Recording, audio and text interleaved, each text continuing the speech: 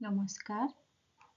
UGC net WB set পরীক্ষার প্রিপারেশনকারী সকল লার্নার্সকে আমার অনেক শুভেচ্ছা, অভিনন্দন। আজকে আমরা পেপার 2 এডুকেশন সাবজেক্টের ইউনিট 1-এ যে রয়েছে ইন্ডিয়ান স্কুলস অফ ফিলোজফি, তারই অন্তর্গত একটি সুন্দর দর্শন, সাংখ্য দর্শন বা সামাখ্যা ফিলোজফি সম্পর্কে আলোচনা করব। এই নামটি থেকে বোঝা যাচ্ছে কিছু সংখ্যামূলক তথ্য।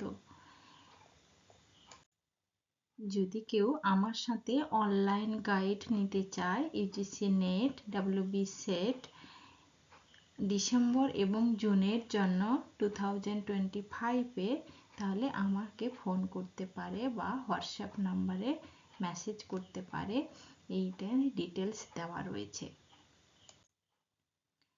সাংখ্য ফিলোজফি বা সাংখ্য দর্শন, যেখানে আমরা দেখতে পাই যে ইন্ডিয়ান স্কুল অফ ফিলোজফির মধ্যে যে 6টা দর্শন ছিল, তার মধ্যে সবচেয়ে পুরনো ওল্ডেস্ট একটি স্কুল, যেখানে যার উৎপত্তি কিন্তু আমরা সঠিক বিবরণ পাই না। এনসিয়েন্ট বেদিক পিরিয়ড থেকে আরম্ভ করে উপনিষদ, বেদ, এমনকি ভাগবত পুরাণেও আমরা এর কিছু নিদর্শন পাই। সাংখ্য দর্শনের যে সূত্র প্রথম পাওয়া যায় সেটা সামাখ্যা কারিকা, যেটা ঈশ্বর কৃষ্ণা যে রচনা করেছিলেন সেখানে রয়েছে। তো আমরা ধরে নিতে পারি অ্যারাউন্ড 3rd সেঞ্চুরি সিই থেকে বা তার আগে এই সামাখ্যা ফিলোজফি বা সাংখ্য দর্শনের উৎপত্তি ঘটেছে। সাংখ্য মানে হচ্ছে নিউমেরেশন অর কাউন্টিং, অর্থাৎ কিছু সংখ্যামূলক তথ্য, যেখানে বলা হচ্ছে যে দুটি উপাদান দিয়ে এই বিশ্ব, পৃথিবী বা ইউনিভার্সের সৃষ্টি হয়েছে। দুটি উপাদান কি কি? পুরুষা, পিওর কনসিয়াসনেস, আর প্রকৃতি, ম্যাটেরিয়াল অফ নেচার।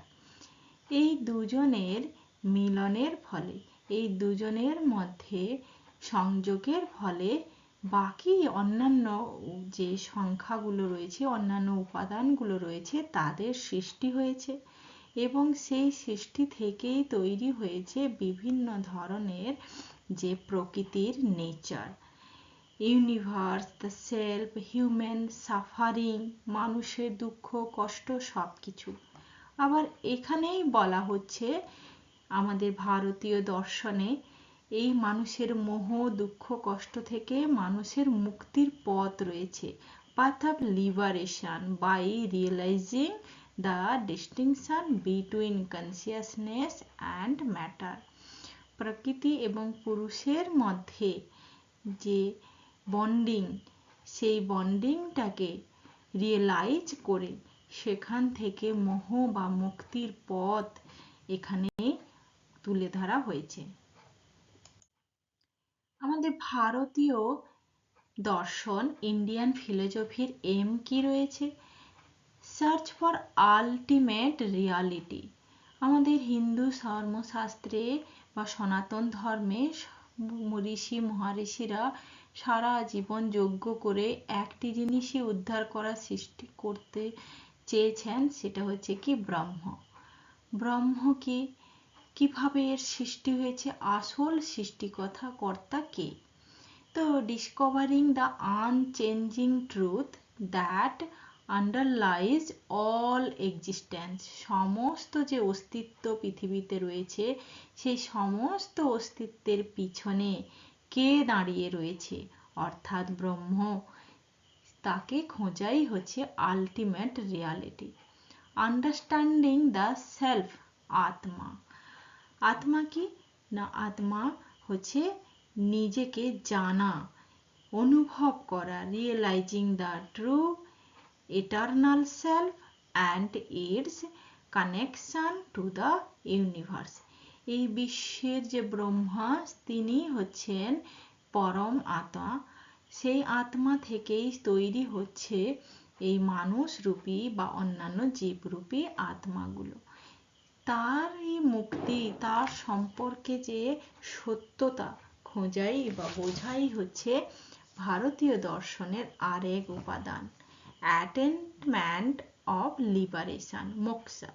আমরা সব সময় বলি আমার মুক্তি কবে হবে, আমি মুক্তি পেতে চাই। এই মুক্তি কথার অর্থ হচ্ছে সংসারের মায়াবন্ধন থেকে মুক্তি। অর্থাৎ আমরা সমস্ত রকম যে বন্ডের, যে জন্ম মৃত্যু যে চক্র, সেই চক্রের হাত থেকে মুক্তি পেয়ে সম্পূর্ণরূপে ব্রহ্মার কাছে পৌঁছে যাওয়াই হলো আলটিমেট উদ্দেশ্য। Breaking free from the cycle of rebirth and suffering. পুনর্জন্ম হলেই আবার সেই দুঃখ কষ্ট সংসারে থাকবে। তো সেখান থেকে এই সাইকেল, জন্ম মৃত্যুর যে সাইকেল চক্র, সেখান থেকেই মুক্তি বা লিবারেশন হচ্ছে ভারতীয় সকল দর্শনের মূল কথা। ওভারকামিং সাফারিং, দুঃখ থেকে মুক্তি, finding the path to end suffering through the detachment and wisdom. জ্ঞানের পরিপূর্ণতার জন্য আমাদের সকল দুঃখ কষ্ট মুক্তির জন্য আমরা কি করি, বিভিন্ন ধর্মস্থান যাই, পূজা পাঠ করি। তো তার মধ্য দিয়ে কি সত্যিকারের দুঃখ চলে যায়? কিছুদিনের পরেই আবার সেই দুঃখ ফিরে আসে। কিন্তু সম্পূর্ণরূপে দুঃখের হাত থেকে মুক্তি পেতে গেলে যে পথ, সেটাই হচ্ছে ভারতীয় দর্শনের মূল কথা। এথিক্যাল লিভিং, ধর্মা অর্থাৎ নৈতিকভাবে জীবনযাপন করা, living in accordance with moral principles and duties. আমরা যে জীবনযাপন করি যেখানে মোরালিটির খুবই অভাব, ভ্যালুর অভাব, তো সেই মোরাল প্রিন্সিপলগুলোকে, ডিউটিসগুলোকে পালন করলেই জীবনে অনেক সাফারিং থেকে কিন্তু মুক্তি পাওয়া সম্ভব। অ্যাকুইজিশন অফ নলেজ, জ্ঞান, gain wisdom that leads to enlightenment and freedom. একজন মানুষ তখনই এনলাইটমেন্ট ঘটে, অর্থাৎ তার সর্বপ্রাপ্তি ঘটে, যখন সে জ্ঞানে পরিপূর্ণ হয়। ইউনিটি অফ অল এক্সিস্টেন্স, সমস্ত অস্তিত্বের মধ্যে একটা ইন্টারকানেকশন রয়েছে, সেটাকে অনুভব করা। যেমন আমরা দেখি উদ্ভিদ এবং প্রাণীর মধ্যে যে খাদ্য শৃঙ্খলের কানেকশন রয়েছে, সেটার মাধ্যমে আমরা জানি উদ্ভিদ না থাকলেও আমরা বাঁচতে পারবো না, আবার আমরা প্রাণীকুল না থাকলেও উদ্ভিদ বাঁচতে পারবে না। তাহলে আমরা এখানে দেখতে পাচ্ছি, তাই না, যে অল এক্সিস্টেন্সের মধ্যে একটা ইউনিটি রয়েছে, একটা ইন্টারকানেক্টেড বন্ড রয়েছে। রাইট পারসেপশন অ্যান্ড নলেজ, সঠিক দৃষ্টি। আমরা acquiring valid knowledge to overcome ignorance. আমরা যে কোনো জিনিসের প্রতি ভুল ধারণা প্রথম গ্রহণ করি, সেই ভুল ধারণা না নিয়ে সেখান থেকে সঠিক যে ভ্যালিড নলেজ, সঠিক জ্ঞান, সেটা আগে ধারণ করতে হবে। সেটা ধারণা থাকলেই আমরা সকল ইগনোরেন্সগুলোকে ওভারকাম করতে পারবো। Exploration of consciousness, understanding the mind and states of awareness.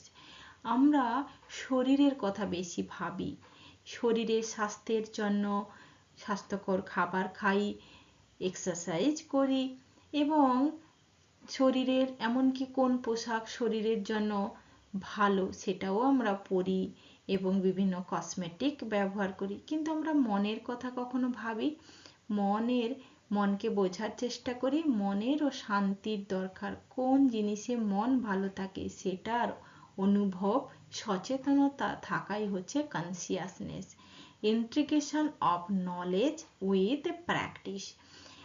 নলেজকে শুধু নিলে হবে না, জ্ঞানকে বিতরণ করতে হবে, প্র্যাকটিস করতে হবে ডেইলি লাইফে থ্রু স্পিরিচুয়াল প্র্যাকটিসের মধ্য দিয়ে।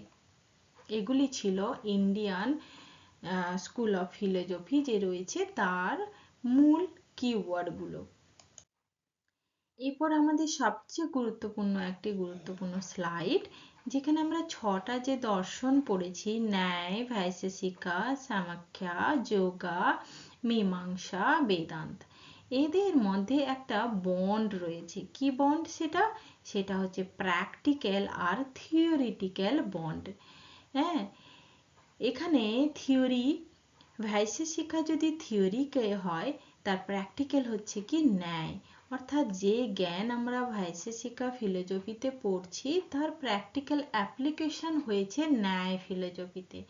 সামাখ্যা ও বা সাংখ্য দর্শনে যে থিওরি আমরা পড়ব তার প্র্যাকটিক্যাল অ্যাপ্লিকেশন ঘটেছে যোগাতে। বেদান্ত থেকেও যা পড়ছি তার প্র্যাকটিক্যাল অ্যাপ্লিকেশন মীমাংসাতে রয়েছে। পরের একটি চার্টে দেখানো হয়েছে বিভিন্ন ফিলোজফি যে 6টি রয়েছে তার মূল প্রোফাউন্ডার কারা।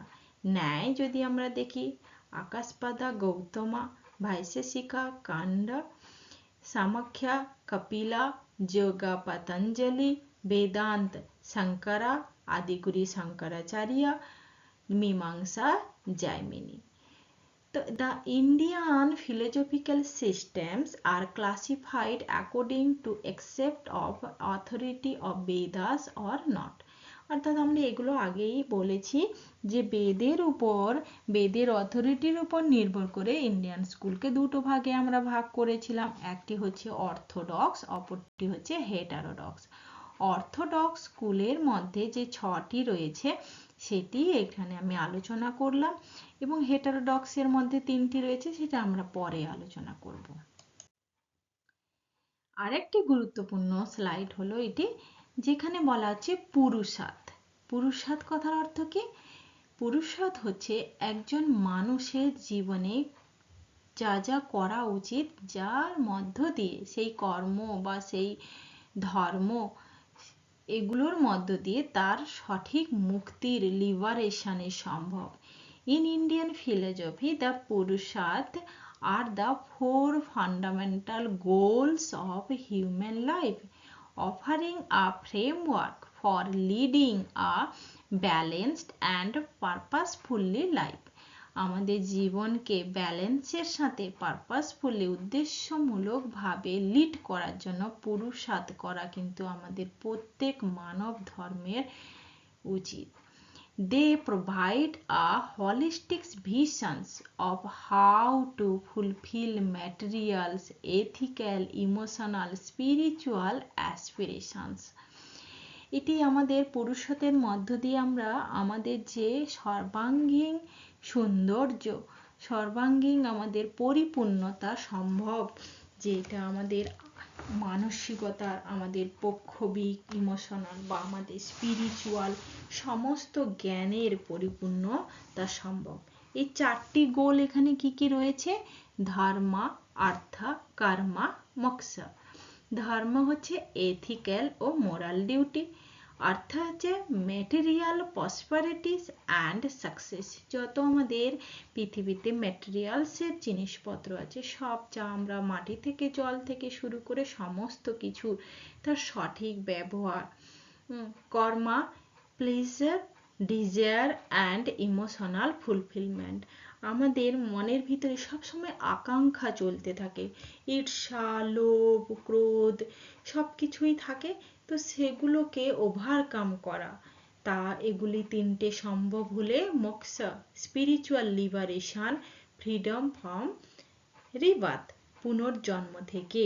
পুনর্জন্ম হওয়া মানে সেই দুঃখ কষ্ট, সেখান থেকে মুক্তি পেয়ে ব্রহ্মলোকে, যাকে আমরা স্বর্গীয় ধাম বলি, সেখানে থাকা সম্ভব। Samakhya philosophy. Samakhya philosophy is one of the 6 classical schools darshanam of Indian philosophy. Its origins and ancient, but pinpointing a specific day is difficult. আমি আগেই বলেছি এর সঠিক উৎপত্তি কিন্তু আমরা কোথাও এখনো পর্যন্ত পাইনি, কিন্তু আমরা এটা জানি এটি সবচেয়ে oldest philosophy. It is primarily a dualistic philosophy that explores the relationship between minds and body as well as nature of reality.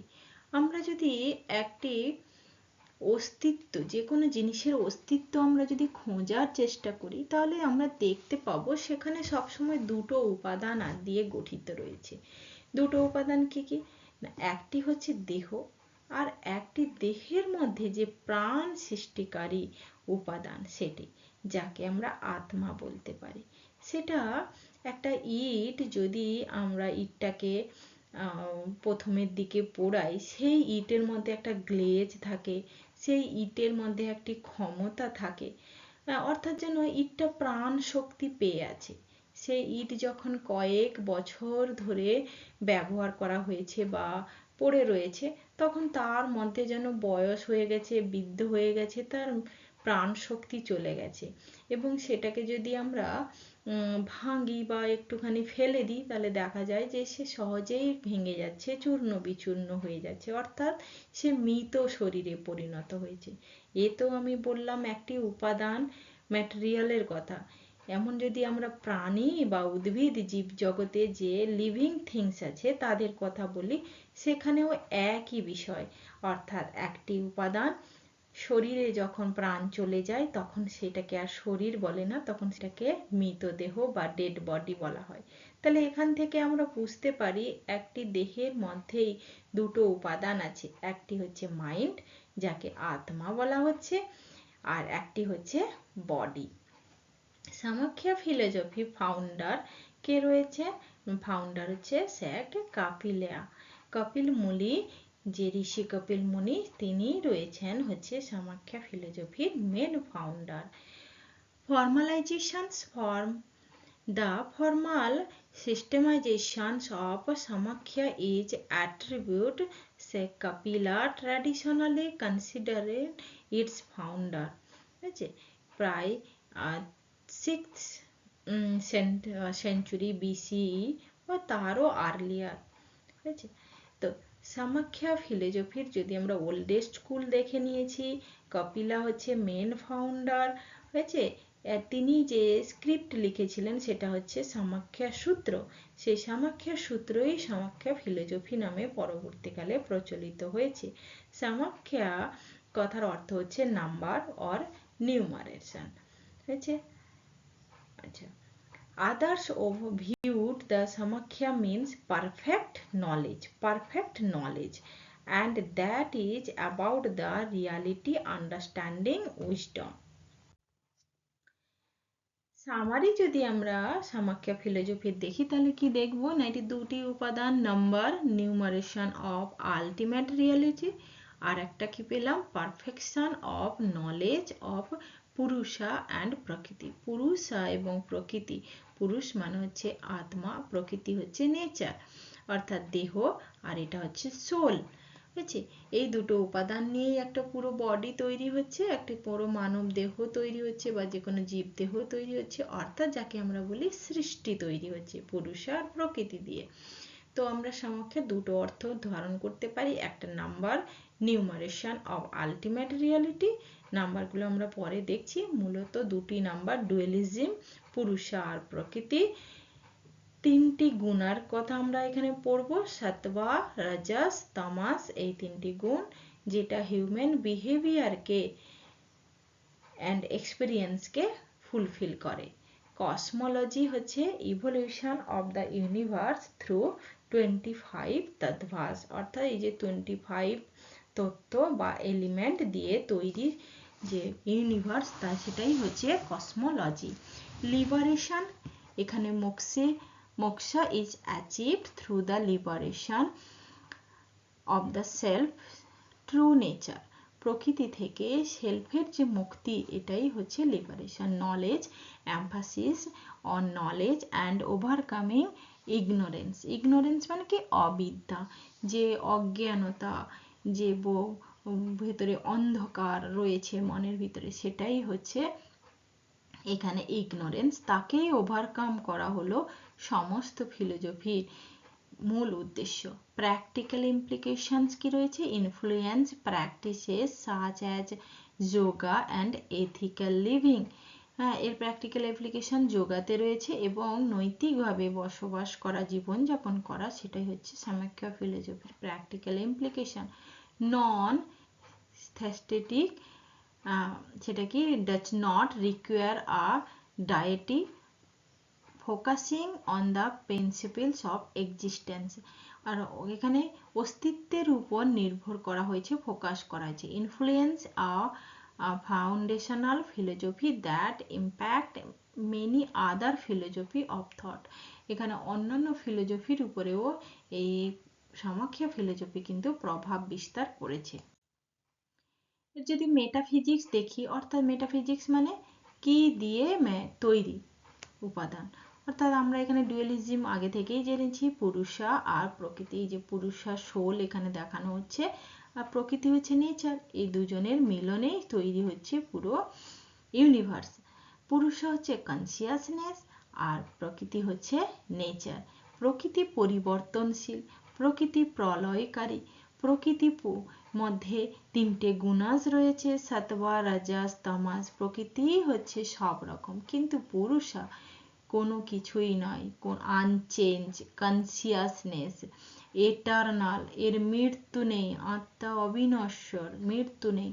হ্যাঁ, তাহলে represents the আনচেঞ্জিং eternal aspects of existence that observe and experiences reality without becoming entangled in it। হ্যাঁ, তো পুরুষার সম্পর্কে আমরা দেখলাম যে eternal, শাশ্বত, কোনো মৃত্যু নেই, আনচেঞ্জিং। এটাকে সাথে সাথে প্লুরালিজমও বলা হয়। It maintains plurality of purusha.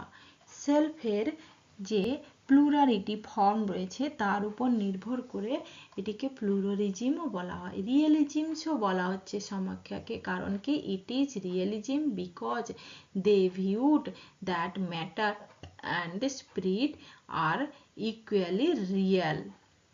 Reality থাকার জন্য, রিয়েলিজমসে কি দেখি আমরা, রিয়ালিটি কি, ম্যাটার অ্যান্ড স্পিরিট। তাই Samkhya philosophy dualism, pluralism and realism খুব ইম্পর্ট্যান্ট একটা, এর উপরে প্রশ্ন তৈরি হয়। ঠিক আছে, তো এগুলো বলা হলো। নেক্সট আমরা দেখছি ত্রিগুণার কথা বললাম, অর্থাৎ যে প্রকৃতি রয়েছে, প্রকৃতি যখন পুরুষের সাথে মিলিত হয় তখন প্রকৃতির মধ্যে তিনটে গুণের আবির্ভাব ঘটে। সেই তিনটে গুণ কি কি না, সত্ত্বা, রাজাস, তামাস।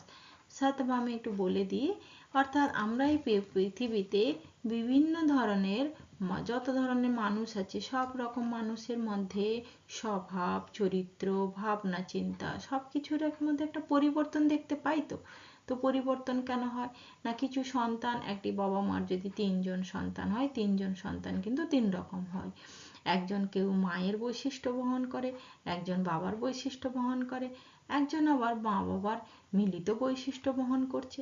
তো এইরকমই আমরা ধরে নেব তিনটে উপাদান প্রকৃতি এবং পুরুষের মিলনের ফলে তৈরি হচ্ছে।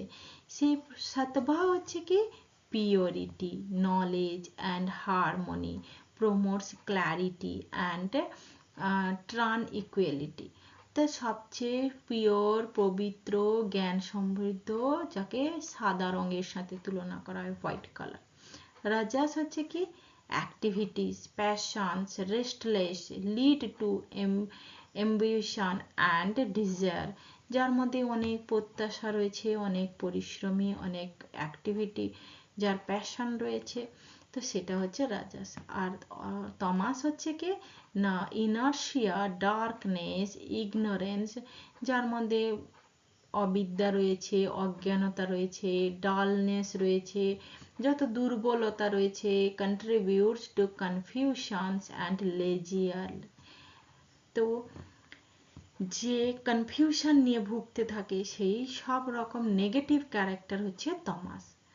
হ্যাঁ, ইন্টারডিপেন্ডেন্স, the interaction of these gunas influence individual behavior and the state of mind।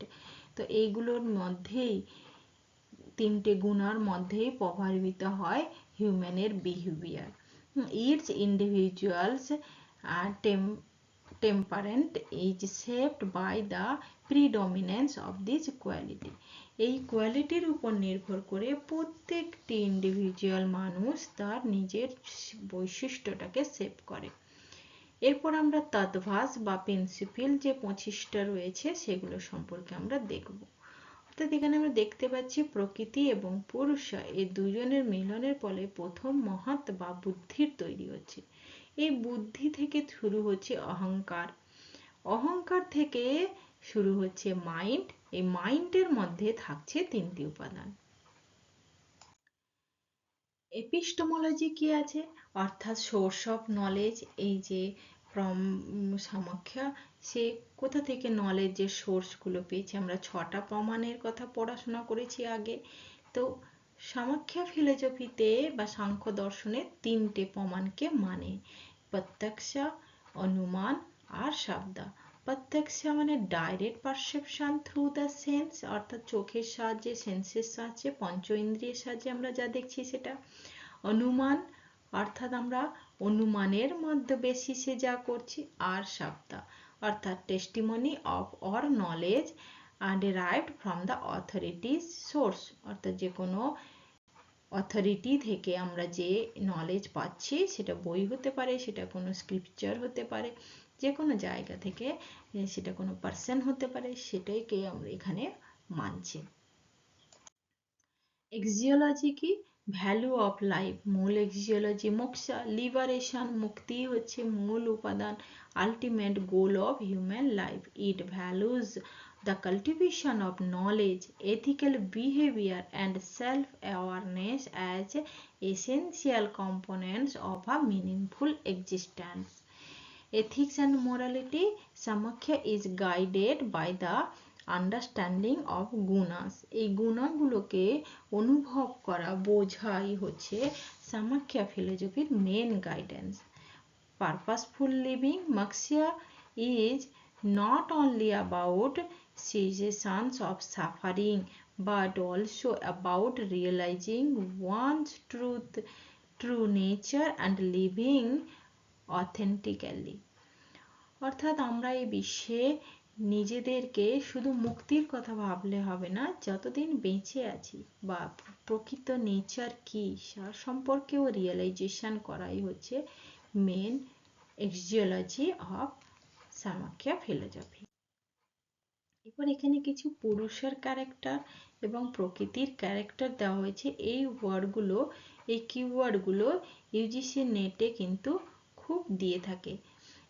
Eternal, purusha eternal, আনক্রিয়েটেড, পুরুষ কিন্তু ক্রিয়েট করতে পারে না।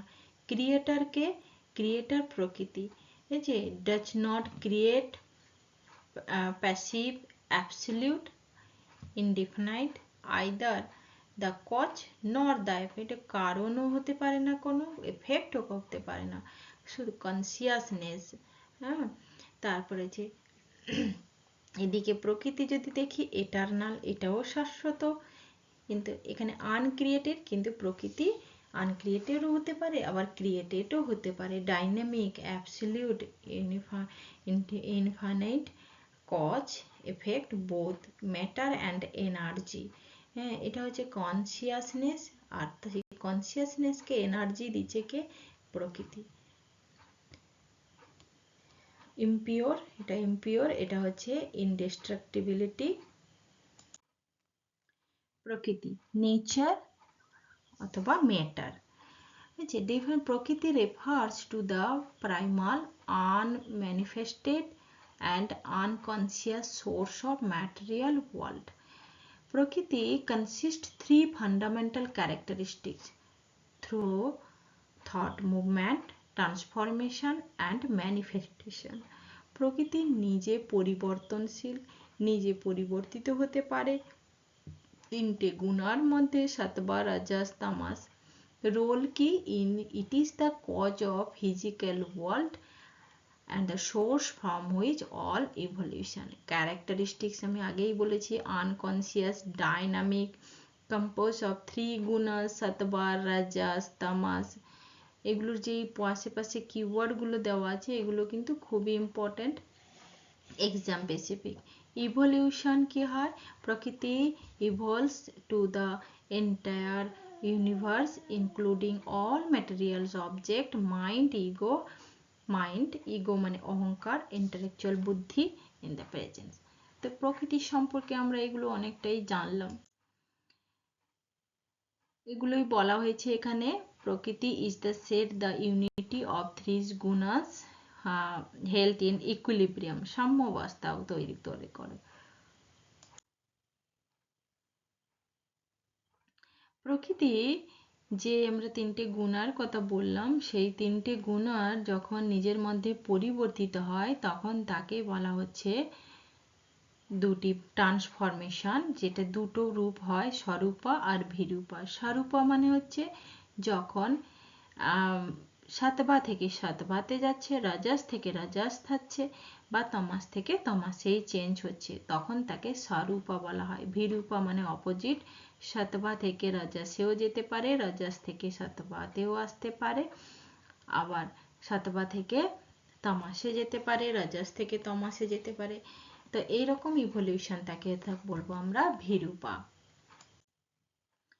Purusha spirit consciousness. Purusha represents the conscious, sentient and eternal principle, pure awareness of the soul. The role ki, it is the witness and observer of the working of প্রকৃতি। প্রকৃতি কি কাজ করছে সেই প্রকৃতিকে কাজ করার যে অবজারভার, পর্যবেক্ষণকারী উপাদান হিসাবে কাজ করে। It does not engage in the action, কিন্তু এ কখনোই অ্যাকশনের সাথে যুক্ত হয় না, বাট সিম্পলি অবজারভার। ক্যারেক্টারিস্টিক্স হচ্ছে কনসিয়াসনেস, স্ট্যাটিক, হ্যাঁ এটা হচ্ছে কি স্ট্যাটিক নেচারে থাকে। প্লুরালিটি রয়েছে, এটারনাল লিবারেশন, এরই মুক্তি ঘটে। প্রকৃতির মুক্তি ঘটে না, পুরুষারই মুক্তি ঘটে। পুরুষা সম্পর্কে এখানে, Purusha self is a eternal reality, Purusha is the self subject and knower, বুঝছে।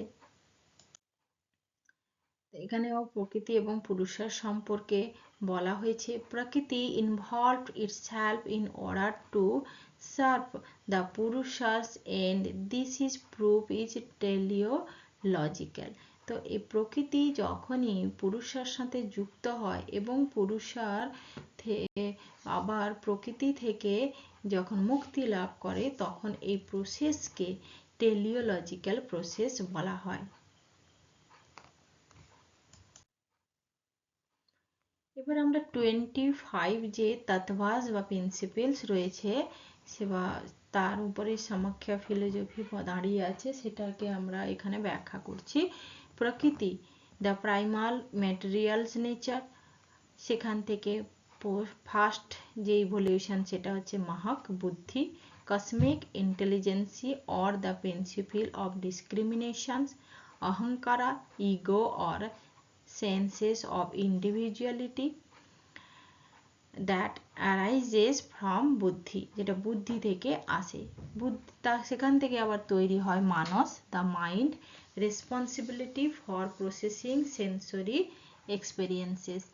সেন্সেস রয়েছে জ্ঞান ইন্দ্রিয়গুলো, সেখান থেকে 5টি জ্ঞান ইন্দ্রিয়, 5টি মোটর অর্গান, কর্মেন্দ্রিয়, 5টি তন্মন্ত্রাস হচ্ছে সাউন্ড, টাচ, সাইট, স্টেট আর স্মেল, এবং 5টি মহাভূতাস, আর্থ, ওয়াটার, ফায়ার, এয়ার, স্পেস। আচ্ছা, পঞ্চভূত যাকে আমরা বলি, এগুলোর সৃষ্টি ঘটে। আমরা ছবির মাধ্যমে এটা একটু দেখে নেব। এভাবেই এখানে প্রকৃতির মধ্যে পরিবর্তন ঘটছে। এই যে আমরা পুরুষা আর প্রকৃতি দুটোর মিলনের ফলে তৈরি হচ্ছে মহাভাতাস, সেখানে মহৎ বা বুদ্ধি, সেখান থেকে তৈরি হচ্ছে অহংকার। অহংকার 3 ধরনের হতে পারে, সাতবা, রাজাস, তামাস। সাতবার মধ্যে যে রয়েছে মাইন্ড একটি, এছাড়া আরো যে উপাদানগুলো তৈরি হচ্ছে সেটি হচ্ছে জ্ঞানেন্দ্রিয়, কর্মেন্দ্রিয়। জ্ঞানেন্দ্রিয় চক্ষু, কর্ণ, নাসিকা, ত্বক আর জিহ্বা, আর action organ hands, feet, speech, excretory organ and organ of generation অর্থাৎ রিপ্রোডাক্টিভ অর্গান। তমাসের মধ্যে কি রয়েছে না বিভিন্ন ধরনের তামাসিক যে উপাদানগুলো সাউন্ড, টাচ, ফর্মস, ফ্লেভার আর স্মেল। আর ভূতাস হচ্ছে earth, air, fire, water, earth এটা এথার। তো এইভাবে প্রকৃতি থেকে এবং পুরুষার মিলনের ফলে বিভিন্ন ধরনের ইভলিউশনগুলি হচ্ছে। এর উপরে সামাখ্যা ফিলোসফিতে দুটো থিওরি ডেভেলপড হয়। যে থিওরিতে বলা হচ্ছে কি সামাখ্যা মেটাফিজিক্স স্পেশালি ইটস ডক্ট্রিনস অফ প্রকৃতি রেস্টস mainly on it's theory of causation, যাকে বলা হয় সাতকারিয়াবাদা। অর্থাৎ প্রত্যেকটা জিনিসের সৃষ্টির পেছনে কিছু না কিছু কারণ আছে, বীজ ওখানেই আগে থেকেই বপন থাকে। যেমন উদাহরণ হিসাবে বলা হচ্ছে যে দুধ থেকে দই হয়, এই দই হওয়ার যে বীজ সেটা দুধের মধ্যে আগে থেকেই রয়েছে। তা এই যে থিওরি এটাকেই বলা হচ্ছে সাতকারিয়া বেদা। Samakhya replies that Prakriti is the ultimate first cause of all object. প্রকৃতি হচ্ছে সমস্ত কিছুর কারণ, including our mind, body, sense organ. It is the observe that very effect must be a cause. এটাই হচ্ছে কারণ।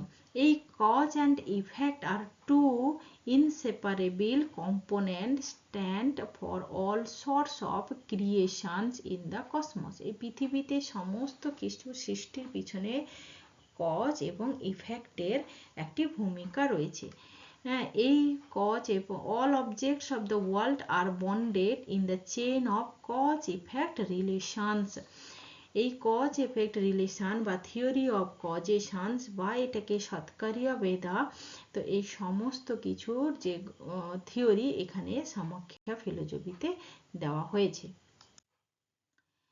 ইনার্শিয়াল থিওরিজ কি রয়েছে সাতকারিয়া বেদা, যেটা বললাম সাতকারিয়া বেদা, আর একটা হচ্ছে পরিনিবেদা।